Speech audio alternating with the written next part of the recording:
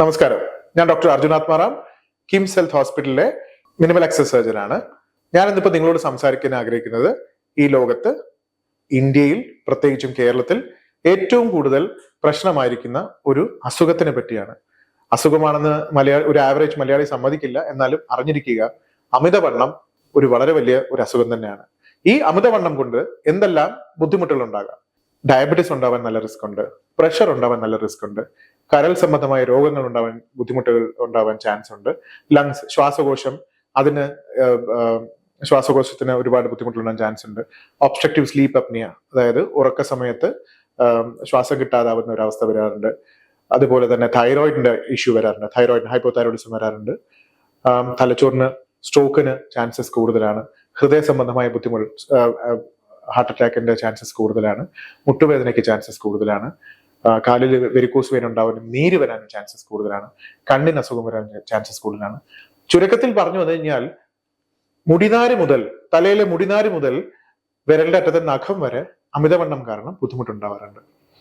അപ്പോ അമിതവണ്ണം ഇന്ന് ഒരു ഡിസീസ് ആയിട്ട് അക്സെപ്റ്റ് ചെയ്ത് തുടങ്ങിയിരിക്കുകയാണ്.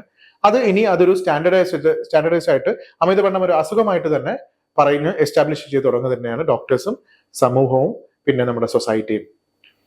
അപ്പോ അമിതവണ്ണം നമുക്ക് എങ്ങനെയെല്ലാം തരണം ചെയ്യാം? ഓഫ് കോഴ്സ്, അമിതവണ്ണം ഒരു ചെറിയൊരു ശതമാനം പോപ്പുലേഷന് അവരുടെ ദൃഢനിശ്ചയം കൊണ്ടും അവരുടെ എക്സസൈസ് കൊണ്ടും അവരുടെ ഡയറ്റ് കൺട്രോളും ആ മനസ്സിന്റെ ആ ശക്തിയോടും കരുത്തോടു കൂടിയും നമുക്ക് സ്വന്തമായിട്ട് തന്നെ നമ്മുടെ ലൈഫ് സ്റ്റൈൽ മോഡിഫിക്കേഷൻസ് വരുത്തിക്കൊണ്ടു കഴിഞ്ഞാൽ, അതായത് അമിതമായ ജങ്ക് ഫുഡ് കഴിക്കാതിരിക്കുക, സമയത്തിന് മിതമായ ആഹാരം കഴിക്കുക, ഓവർ ഈറ്റിംഗ്, ബിഞ്ച് ഈറ്റിംഗ്, അതായത് ഒരു സമയം കുറച്ച് ഭക്ഷണം കഴിക്കാതിരുന്നിട്ട് വൈകുന്നേരങ്ങളിലോ രാത്രിയോ വന്നിട്ട് കഴിക്കുന്നതിന്റെ ഇരട്ടിയോ മൂന്നിരട്ടിയോ ഭക്ഷണം കഴിക്കുക, അമിതമായി മദ്യപാനം ചെയ്യുക. അത് ഇങ്ങനെ നമുക്കറിയാവുന്ന ഒരുപാട് കാര്യങ്ങൾ, നമുക്ക് തന്നെ നമ്മളോട് ചോദിക്കാൻ പറ്റുന്ന ഒരുപാട് ലൈഫ് സ്റ്റൈൽ മോഡിഫിക്കേഷൻസ് വരുത്തി നമുക്കത് ചേഞ്ച് ചെയ്യാൻ പറ്റുന്നതാണ്. നല്ലൊരു ശതമാനം പോപ്പുലേഷൻ പറ്റുന്നതാണ്. ഇപ്പൊ ഒരുപാട് ജിംനേഷ്യംസും പവർ ജിമ്മും അതും ഇതെല്ലാം വരുന്നുണ്ട്. അപ്പോ ഈ അമിതവണ്ണം ജിംനേഷ്യത്തിൽ പോയിട്ടോ അല്ലെങ്കിൽ ഡയറ്റ് കൺട്രോൾ ചെയ്യാൻ പറ്റാതെ വരുന്ന പേഷ്യൻസിനോ അവർ പറയും, അയ്യോ എനിക്ക് പറ്റത്തില്ല ഡോക്ടറെ, എനിക്ക് ഭയങ്കര ഭക്ഷണം കഴിച്ചു കഴിഞ്ഞാൽ ഉടനെ തന്നെ വീണ്ടും വിശക്കാൻ തോന്നാറുണ്ട്. ഒന്ന്. രണ്ട്, എനിക്ക് എക്സസൈസ് ചെയ്യാൻ പറ്റില്ല, എനിക്ക് മുട്ടുവേദനയും ശ്വാസം മുട്ടും കാരണം തീരെ പറ്റത്തില്ല, അല്ലെങ്കിൽ രാത്രി ഉറക്കം വരാറില്ല, അല്ലെങ്കിൽ അവർക്ക് അവരുടേതായ ഒരുപാട് കമ്പൽഷൻസ് കാണും, അത് കാരണം പറ്റാറില്ല. അങ്ങനെയുള്ള ഈ ഒരു കാറ്റഗറി പേഷ്യൻസിന് നമുക്ക് വളരെ നല്ല രീതിയിൽ സഹായിക്കാൻ പറ്റുന്നതാണ്. ഒരു ശസ്ത്രക്രിയ മാത്രമല്ല ഉള്ളത് കേട്ടോ, നമുക്ക് ഒരുപാട് പുതിയ കാര്യങ്ങൾ ചെയ്തെടുക്കാൻ പറ്റും. ഇപ്പോൾ ലേറ്റസ്റ്റ് ആയിട്ടുള്ള മരുന്നുകൾ ഇറങ്ങിയിട്ടുണ്ട്. ആ ഗുളികകളുടെ സഹായത്തോടു കൂടി നമുക്ക് ഗുളിക മാത്രം കഴിച്ച് ഒരു ട്രയൽ നടത്തി നോക്കിയിട്ട് നമുക്ക് വെയിറ്റ് കുറയ്ക്കാൻ പറ്റുന്നതാണ്. നല്ല രീതിയിൽ വെയിറ്റ് കുറയുന്നുണ്ട്, നമുക്ക് പ്രോമിസിങ് റിസൾട്ട്സ് ആണ്. ലേറ്റസ്റ്റ് ആയിട്ട് ഇറങ്ങിയിട്ടുള്ള മരുന്നുകളാണ്. അത് കഴിച്ചു കഴിഞ്ഞാൽ നമുക്ക് വെയിറ്റ് കുറച്ച്, അതിന്റെ കൂടെ ഗുളിക മാത്രം കഴിച്ചിട്ട് കാര്യമില്ല, അത്യാവശ്യത്തിന് ഡയറ്റും കൺട്രോൾ ചെയ്യണം, അത്യാവശ്യം എക്സസൈസും ചെയ്യണം. അത് ചെയ്തു കഴിഞ്ഞാൽ നല്ല റിസൾട്ട്സ് ആണ്. പേഷ്യൻസിന് പതുക്കെ ഗ്രാജുവലി വെയിറ്റ് കുറഞ്ഞു വരുന്നുണ്ട്, അവരുടെ കോൺഫിഡൻസ് ലെവൽ കൂടി വരുന്നുണ്ട്. അപ്പോൾ ഒരു മാസം കഴിയുമ്പോൾ അവരുടെ കോൺഫിഡൻസ് ലെവൽ കൂടുന്നതോടുകൂടി അവർക്ക് വീണ്ടും അത് തന്നെ വേണം എന്നുള്ളൊരു വഴിയിലേക്ക് വന്നിരിക്കുകയാണ്. അങ്ങനെ നല്ല പേഷ്യൻസിന് ഒരുപാട് വെയിറ്റ് കുറയുന്നുണ്ട്. അടുത്തൊരു കാറ്റഗറി ഈ പറയുന്ന മെഡിസിനും എക്സസൈസും അല്ലെങ്കിൽ ഡയറ്റ് കൺട്രോളും മാത്രം കൊണ്ട് നടക്കാത്ത ഒരു കാറ്റഗറി പേഷ്യൻസ് ഉണ്ട്.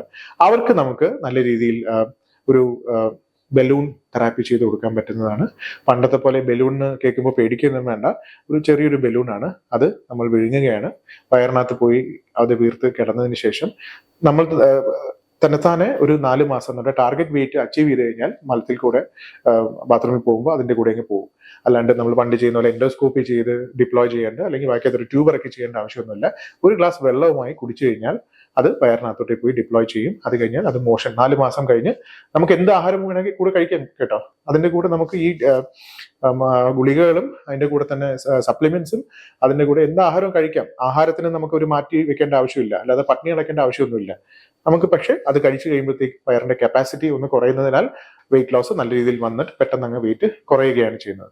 അപ്പോൾ ഈ 2 കാറ്റഗറിയിലും പെടാതെ എനിക്ക് പെർമനന്റ് ആയിട്ട് ഒരു സൊല്യൂഷൻ വേണം എന്നൊരു ദൃഢനിശ്ചയം പിടിച്ച ഒരാൾ, ബാക്കി ഡയറ്റ് കൺട്രോള്, എക്സസൈസ്, പിന്നെ ഈ പറയുന്ന ബാക്കിയുള്ള മറ്റെല്ലാം ശ്രമിച്ചതിന് ശേഷവും അവർക്ക് ഒന്നും റെസ്പോണ്ട് ചെയ്യാൻ പറ്റുന്നില്ലെങ്കിൽ അങ്ങനെയുള്ളവർക്ക് നമുക്ക് ഒരു ചെറിയൊരു താക്കോൽദ്വാര ശസ്ത്രക്രിയ ഉണ്ട്. കീഹോൾ വഴിയാണ്, വയറിനകത്ത് സ്റ്റിച്ചോ മുറിവുപാടോ അങ്ങനെ ഉണ്ടാവില്ല. അവർക്ക് നമുക്കൊരു 3 ദിവസത്തെ കാര്യമുള്ളൂ. ഒരു ദിവസം വന്ന് അഡ്മിറ്റ് ആയി കഴിഞ്ഞാൽ അതിന്റെ പിറ്റേന്ന് നമുക്ക് പ്രൊസീജിയർ ചെയ്ത് കഴിഞ്ഞാൽ അതിന്റെ പിറ്റേന്ന്, അല്ലെങ്കിൽ പേഷ്യന്റ് ഇൻസിസ്റ്റ് ചെയ്യുകയാണെങ്കിൽ ഒരു ദിവസം കിടത്തിയതിനു ശേഷം നമുക്ക് വീട്ടിൽ വിടാവുന്നതേ ഉള്ളൂ. സ്ലീവ് ഗ്യാസ്ട്രെക്ടമി എന്ന് പറഞ്ഞൊരു നൂതനമായ പ്രൊസീജിയറാണ്.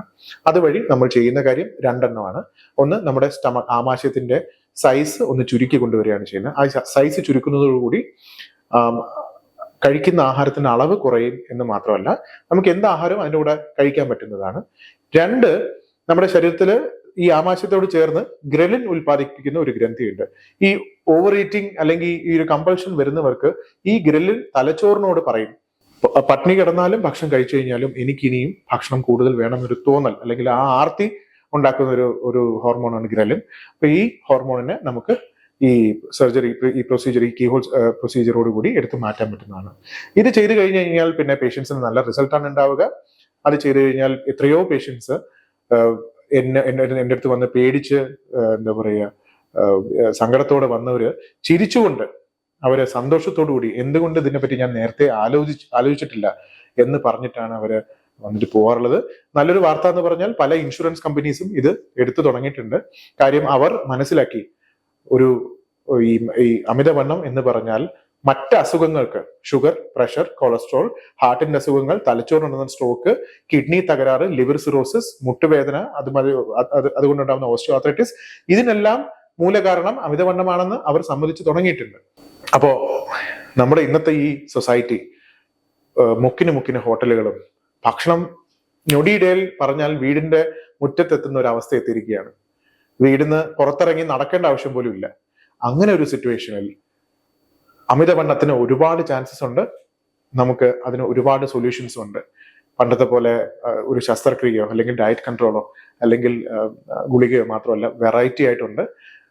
എന്തെങ്കിലും സംശയം ഉണ്ടെങ്കിൽ മിനിമൽ ആക്സസ് സർജറി ഡിപ്പാർട്ട്മെന്റ് നോക്കുന്ന സർജൻസിനെ പരിചയപ്പെടുക, അവരുമായിട്ട് സംസാരിക്കുക.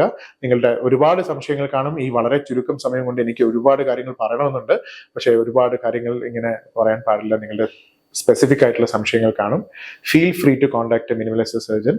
ഈ പറഞ്ഞ മെറ്റബോളിക് ശസ്ത്രക്രിയ ചെയ്യുന്ന ഒരു സർജനായിട്ട് കോൺടാക്ട് ചെയ്യുക. എന്നിട്ട് മറ്റ് സംശയങ്ങൾ മാറ്റുക. എന്നിട്ട് നിങ്ങൾക്ക് അനിവാര്യമായ ചികിത്സ എന്താന്ന് പറഞ്ഞാൽ നേടുക. Okay, thank you.